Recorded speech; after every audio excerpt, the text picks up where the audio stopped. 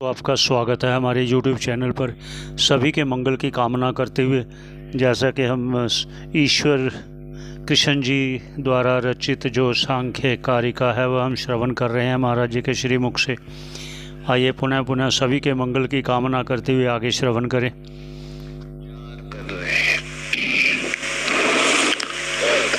अभी तक विचार हुआ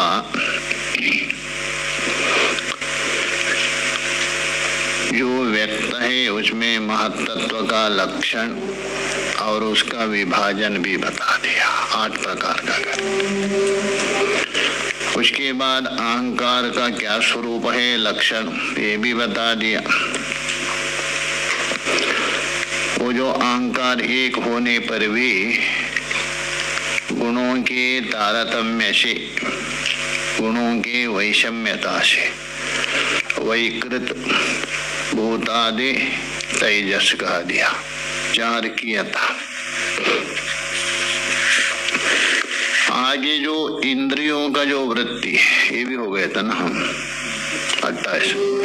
इंद्रियों का जो व्यापार है ये भी बता दिया। ज्ञानेन्द्रिय का जो अपना अपना व्यापार है, आलोचना आदि।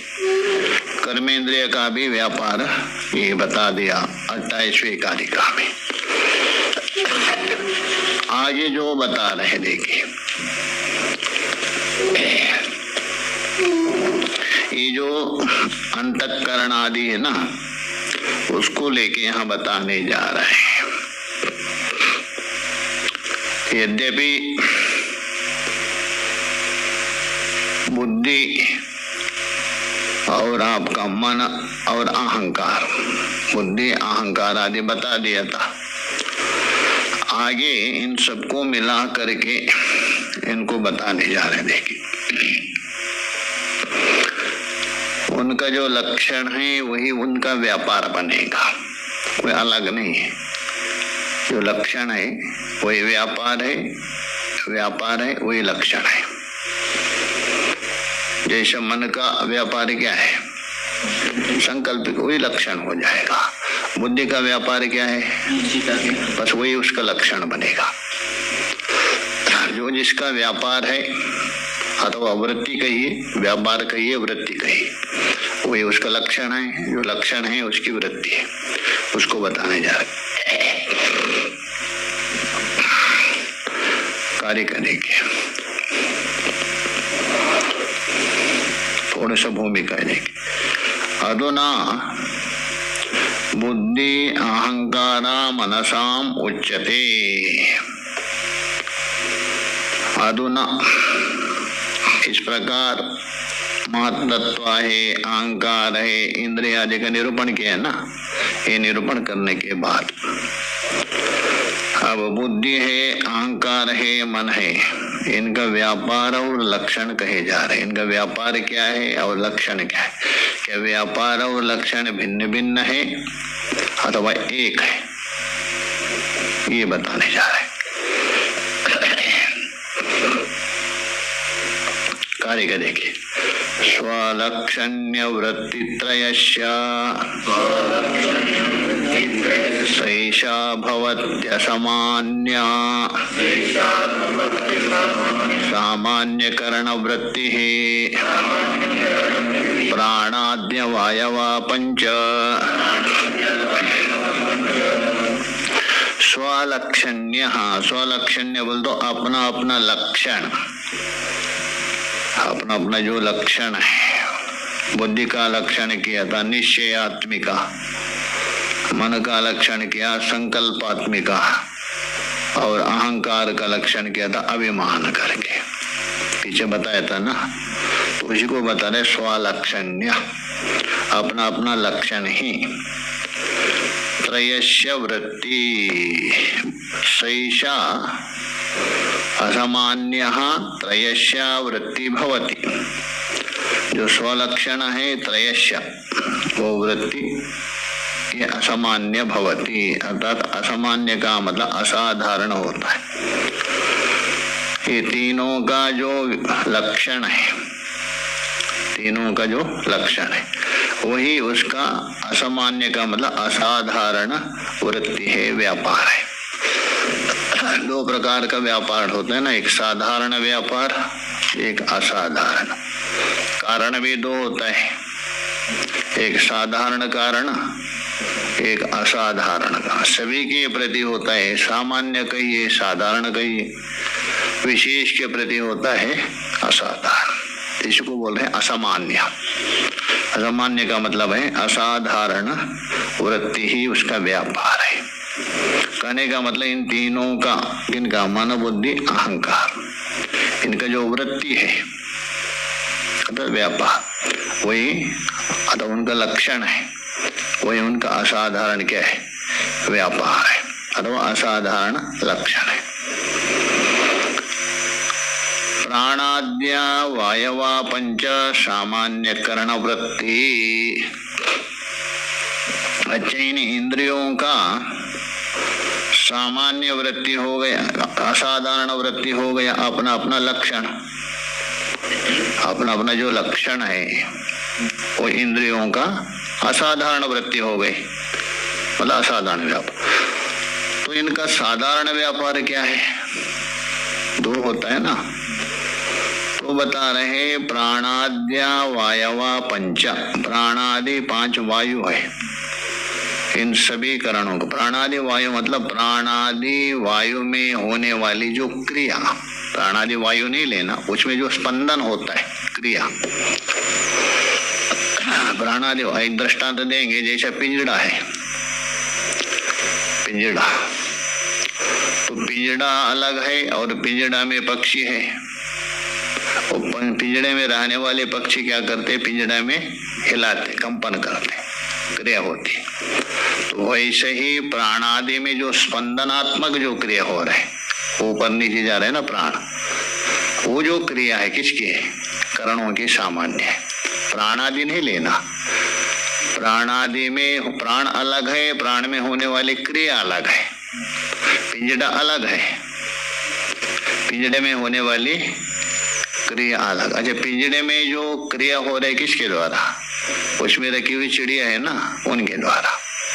तो वैसे ही यहाँ प्राणादि में जो भी क्रिया हो रहा है, ऊर्ध्वगमन हो, अधोगमन हो, सर्वव्यापक, वो जो सामान्य क्रिया है इंद्रियों का माना जाता है। इनमें एक विशेषता बता रहे, तो यही बता रहे प्राणादि वायवा पंचा। प्राणादि जो पांच वायु अर्थात इनमें जो होने वाली जो क्रिया, इतना ध्यान कर दीजिए, ये क्या है, सामान्य करण वृत्ति, इंद्रियों की सामान्य। ये 13 इंद्रिय हो गए ना, 10 और उसको लेकर मन, बुद्धि, अहंकार, 13 का सामान्य है। कौन, प्राणादि में होने वाली क्रिया, वायवशिद नहीं लेना, भाषाकार है उनकी। तो असाधारण हो गया, अपना अपना लक्षण ही उनका असाधारण व्यापार हो गया, अपना अपना जो लक्षण है वही क्या है, असाधारण वृत्ति हो गई। और उनकी जो सामान्य वृत्ति हो गई, प्राणादि में होने वाली क्रिया हो गया। भाष्य में देखिए, एक इंद्रिय का नहीं लेना, 13 है ना, 10 और 3, इन 13 इंद्रियों का सामान्य वृत्ति है कौन, प्राणादि 5, ये बता दिया। आगे जो बता रहे, जो वृत्ति व्यापार 2 प्रकार का होता है, एक प्रत्यक्ष होता है, एक अनुमानात्मक होता है। प्रत्यक्ष भी होता है, अनुमानात्मक। तो प्रत्यक्ष के समय में कितना आवश्यकता है, इनमें से एक तो इंद्रिय तो रहेगा ही, जिस चीज इंद्रिय से आप प्रत्यक्ष कर रहे हैं, चक्षु से कर रहे हैं अथवा ग्रहण इंद्रिय से कर रहे हैं, ये सब प्रत्यक्ष होता। उस समय में अंतःकरण के तीनों का 3 रहेगा। इसका मतलब रूप देख रहे वहां 4 रहेगा, चक्षु तो है ही है, बाकी तीनों रहेगा, तीनों रहेगा, मन, बुद्धि, अहंकार। और जहाँ अनुमान होता है वहां 3 ही रहेगा, क्योंकि अनुमान वही होता है, इंद्रियों ने पूर्व देखा था, बाद में अनुमान करते, वहां 3 रहेगा। इंद्रिय नहीं, इंद्रिय पूर्वी का होगा, इंद्रिय पूर्वी का, उसके बाद वहां अनुमान करेंगे। मन बुद्धि अहंकार 3 ही रहेगा, उसको बताने जा रहे। देखिए युगपत् चतुष्टयस्य तो वृत्ति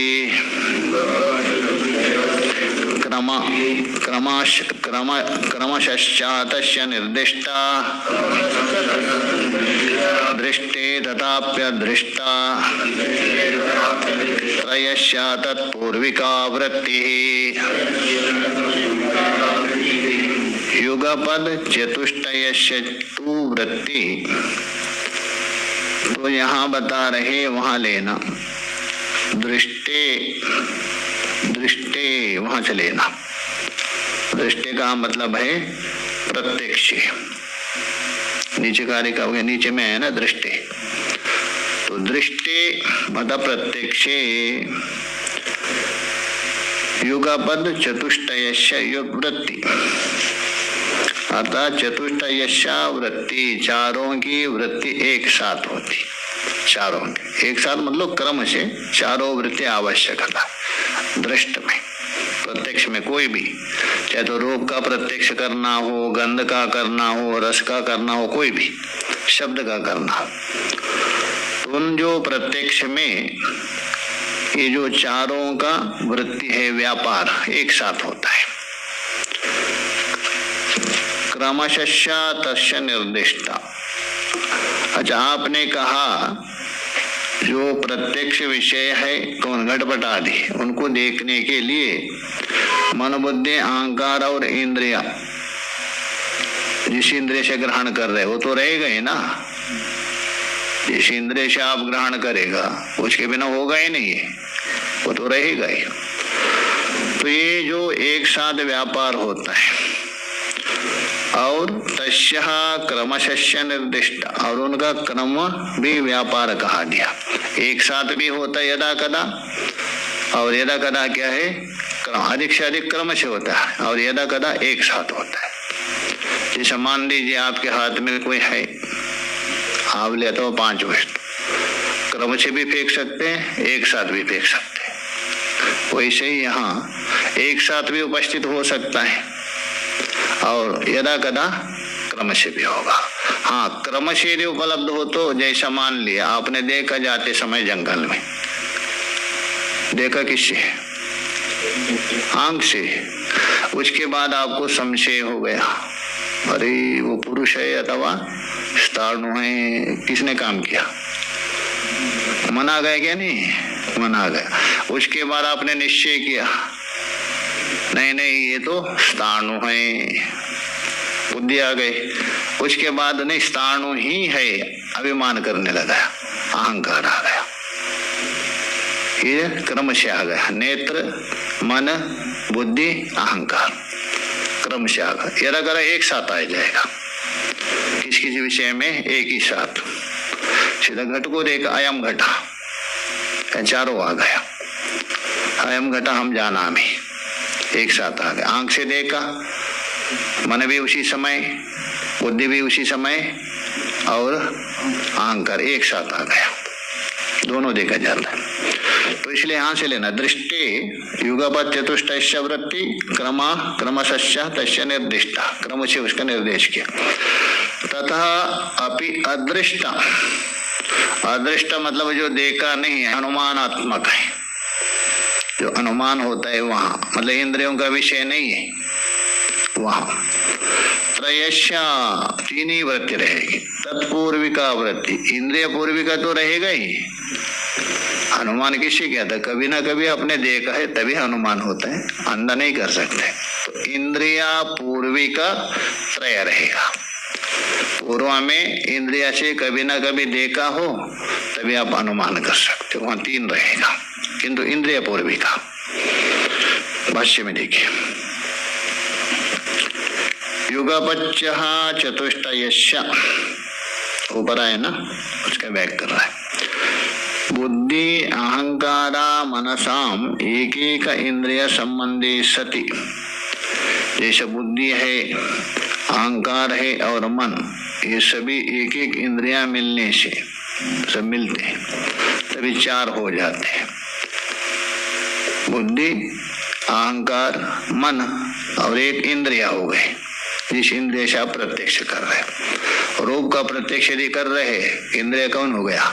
चक्षु। बाकी तीन मिला दीजिए, ये मिला करके चार, एक इंद्रिय हो गया और अंतःकरण त्रय हो गया। तो बेटा बुद्धि, अहंकार, मनसाम, इन तीनों के साथ एक एक इंद्रिय संबंधी, जिस इंद्रिय से आप ग्रहण कर रहे उस इंद्रिय का संबंध जोड़ दीजिए। यदि रूप देख रहे चक्षु हो गया, रस को ग्रहण करना हो तो रसन इंद्रिय हो गया, शब्द को सुन रहे हो तो श्रवण इंद्रिय हो गया। संबंधी सती चतुष्टयम भवती, तीन ये और एक इंद्रिय मिलकर के क्या हो गया? चार हो गया। ये दृष्ट में चतुष्टयस्या दृष्टे, दृष्टे चतुष्टयस्या कारणम, अर्थात जो दृष्टि का अर्थ कर रहे प्रति विषय अध्यवसायी, ये दृष्टि का अर्थ है। प्रति विषय बोल तो प्रत्येक इंद्रियों का निश्चय करना। चक्षु का विषय कौन? रूप का निश्चय करना। श्रवण इंद्रिय का विषय कौन? शब्द का निश्चय करना। रसन इंद्रिय का रस का निश्चय करना। आप ये मान लीजिए मार्ग से जा रहे, जंगल में घूम रहे, दूरादेवा, दूर से आपने कुछ देखा, दूर से देखा, दृष्टवा, यहाँ स्थानों को दिया, आपने दूर से देखा, अरे वो तो कौन सा है, शेर खड़ा है अथवा गाय खड़ी है, अथवा नील गाय है अथवा सूअर खड़ा है, ये आपके मन में ये हो गया। देखा किसने? आंख ने। संशय हुआ किसको? मन को संशय, अरे कौन है, कौन सा जंतु है, वो शेर है अथवा कोई दूसरा है, संशय होगा। उसके बाद थोड़े से बुद्धि ने निश्चय किया, नहीं नहीं ये शेर नहीं है, निश्चय हो गया। तभी बोलते बिल्कुल ये शेर नहीं है, अभिमान करने लग गया अहंकार। तो यही बता रहे, यहाँ स्थानों का दृष्टांत दे रहे हैं। उसी प्रकार जहां भी दूरादेव, जहां वस्तु आपको प्रथम दृष्टि में स्पष्ट नहीं हुआ वहां होता है। जिस इंद्रिय के साथ संबंध हो रहे हैं ना, दूरत्व का कारण वो इंद्रिय ठीक से ग्रहण नहीं कर रहे, वहां होता है चारों क्रम से आता है। स्थाणुरयम, पहले दूर से देखा किससे? चक्षु से। स्थाणुरयम पुरुषो वा, फिर किसने काम किया? मन ने। स्थाणुर्वा पुरुषो वा यदि संशय सती, ये संशय हो गया तो मन आके आपका खड़ा हो गया, उन्होंने संशय डाल दिया। उतने में व्यवच्छेद भूतः, बुद्धि ने व्यावृत्त कर दिया। दो था ना, स्थाणुर्वा पुरुषो वा, तो बुद्धि ने क्या किया? व्यवच्छेद भूत बुद्धिर्भवति। आगे गया। अच्छा। संशय सती तत्र उपारूढ़म शकुनिम तल्लिंगम वा पश्यति। तत्र बोल दो उसमें, जो संशय होता ना स्थाणुर्वा पुरुषो, उसमें उपारूढ़ बोल दो उसमें चढ़े हुए, शकुनी बोलता पक्षी, पक्षी को देख रहे अथवा शाखा को देख रहे फैले हुए, तो शकुनिम अथवा तल्लिंगम वा, तल्लिंग बोल तो वृक्ष की शाखा आदि है ना, उसको देख रहे पश्यति। ततः तस्य मनसा संकल्पित, पहले मन में संकल्प किया था ना स्थाणुर्वा पुरुषो वा, तो संशय हो गया आपको, उसको देखकर क्या हुआ था? संशय हो गया। स्थाणुर्वा पुरुषो वा, तो व्यवच्छेद भूतम बुद्धिर्भवति, उसको व्यवच्छेद करता मतलब पृथक करता है। दो हुआ था ना, स्थाणुर व पुरुष, बुद्धि एक तरफ से कर देती, अतः निश्चय करते, व्यवच्छेद मान लीजिए अथवा निश्चय मान लीजिए। बुद्धिर्भवति, जो व्यवच्छेद करना, एक तरफ से निश्चय करना, एक काम किसका है? बुद्धि। आंख से देखा, देखने के बाद उसमें आपको देखा संकेत चिन्ह देखा, उसके बाद मन में संकल्प हो गया, अरे ऊँट है अथवा पुरुष है, मन ने दो विकल्प उठाया, तो बुद्धि ने क्या किया? एक को व्यावृत्त करके एक तरफ से निश्चय किया, तो तीसरे कोटि में बुद्धि आ गई। स्थाणुरयमिति, ये बुद्धि ने। अतो अहंकारस्य, उसके बाद आपका अहंकार आ गया। निश्चयार्थम, जो निश्चय किया था किसने? बुद्धि ने। उसके प्रति आपका अहंकार है साणुरेव इति, अरे साणु ही है, मैं जानता हूँ। मेरे प्यारे दोस्तों, आपका श्रवण करने का बहुत बहुत धन्यवाद। पुनः सभी के मंगल की कामना करते हुए यहीं विश्राम देते हैं। पुनः फिर भेंट होगी आपसे। सभी का बहुत बहुत धन्यवाद श्रवण करने का। जैसा मान लीजिए आप गए किसी जंगल में, पहले वहां मकान था, देखा, आंख से देखा था, और कुछ समय के बाद वो मकान वहां समाप्त हो गया बिल्कुल। कुछ वर्षों के बाद दोबारा गए, तभी आपको क्या होगा, अरे यहाँ पहले एक मकान था। ये जो आपको ज्ञान हो रहा है, ये कैसा हो रहा है? पहले चक्षुपूर्व का देखा था, उसके आपका मन गया वहां, अच्छा यही था क्या दूसरे जगह में था? मैं पहले आया था बहुत समय में, यही मकान था अथवा दूसरे जगह में था, ये मन आ गया। उसके बाद कहा, बुद्धि ने कहा नहीं नहीं यही था, तो बोला नहीं बस यही था, मुझे पता है, क्योंकि आसपास में पेड़ गिड़ देख रहे, यही था। ये पूर्व दृष्टि का हो गया, किंतु इंद्रिया नहीं काम कर रहे, किंतु इंद्रिया पूर्विका। तो इसलिए बोल रहे बुद्धि अहंकारा मनसाम किम अदृष्टः ज्ञान जायते, अतः स्मरण होते। किंतु कैसा है? चक्षु पूर्विका। चक्षु पूर्विका बोलते इंद्रिय पूर्विका, अर्थात चक्षु पूर्विका मतलब क्या? चक्षु से रूप को पूर्व काल में आपने प्रत्यक्ष किया हो, वस्तु का प्रत्यक्ष किया हो तभी होगा, अन्यथा नहीं। पूर्व काल में किया था, अभी वर्तमान काल में वो वस्तु नहीं है, तभी होता है। ये तीनों से होता है। वो अनागत हो गए, अपना अतीत हो गया ना, वो भूतकालीन हो गया ना, वो ज्ञान होता है। किससे? तीनों से। किसके से? मन, बुद्धि, अहंकार से। त्रैश्य वृत्ति, वृत्ति तीन ही बनेगी, चक्षुष वृत्ति नहीं है। पहले में 4 थी, यहाँ वृत्ति कितनी? 3 ही। संशयात्मक वृत्ति, निश्चयात्मक वृत्ति, अहंकार वृत्ति, ये रहेगी। किंतु चक्षु पूर्विका होना चाहिए, उसकी वृत्ति नहीं बनेगी। क्यों नहीं वृत्ति बनेगी? विषय नहीं तो वृत्ति कहाँ से बनेगी? इंद्रियाणम नहीं बताया था पीछे, विषय हो चक्षु की वृत्ति बनेगी ना, विषय नहीं है, अतीत हो गए ना। स्वर्श में भी ऐसे ही, तो पूर्विका इंद्रिय के पूर्व में आप स्पर्श किया था और कालांतर में आपको स्मरण होता है। जैसा मान लीजिए आप जंगल में गए थे, वहां कोई पेड़ आपको लग गए, खुजली आ गए, खुजली हो गई थी, और बहुत साल के बाद गए, आपको स्मरण हो गया, अरे यही मुझे खुजली आ गई थी, यही होगा ना? तो बोलते नहीं यही, तो बोलते यही हो गया। वहां तो इंद्रिय के साथ संबंध नहीं हुआ है, किंतु आपको वृत्ति बन रहा है। किंतु पहले आपको वहां स्पर्श हुआ तो तभी। गंधे घ्राण पूर्विका, घ्राण पूर्विका गंध का भी होता है क्रम से 3 वृत्ति। ये सब किसको? अदृष्ट को लेकर। रसे रस पूर्विका, पूर्व में आपने रस ग्रहण किया, बाद में आपको स्मरण हो गया, तभी तीनों से वृत्ति बनेगी। शब्दे श्रवण पूर्विका, श्रवण पूर्विका शब्द में भी 3 वृत्ति बनती है। कौन सा शब्द? अनागत या अतीत। वर्तमान में 4 बनेगा। बुद्धि अहंकारा मनसाम अनागते भविष्यति काले अतीते च।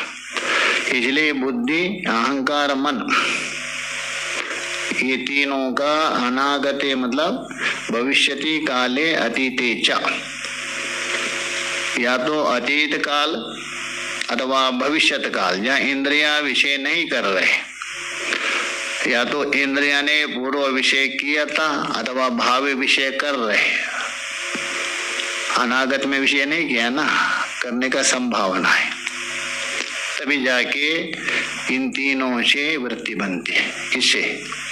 मन, बुद्धि, अहंकार।